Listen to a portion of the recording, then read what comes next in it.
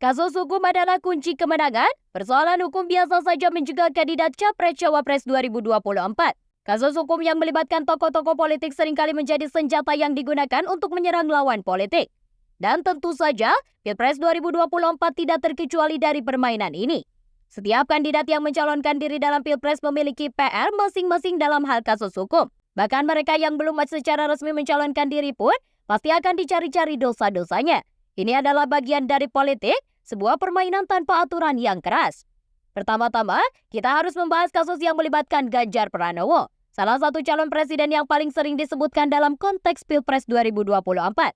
Kasus EKTP adalah salah satu yang paling mencolok. Meskipun Komisi Pemberantasan Korupsi telah menyatakan bahwa tidak ada bukti yang keterlibatan Ganjar dalam kasus tersebut, isu ini masih bisa digunakan untuk menyerangnya.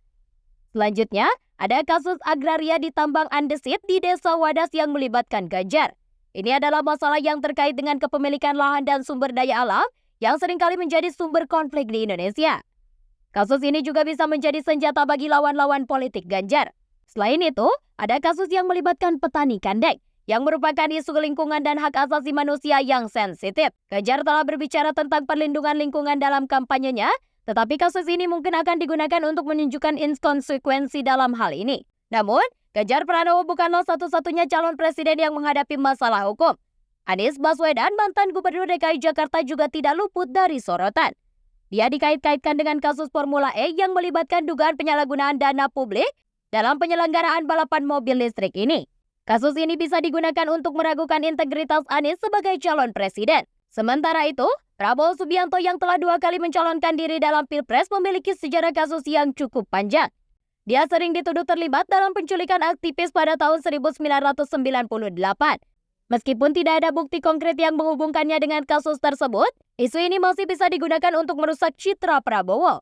Terakhir, ada Muhaimin Iskandar atau yang akrab disapa Caimin, yang pernah menjabat sebagai Menteri Tenaga Kerja.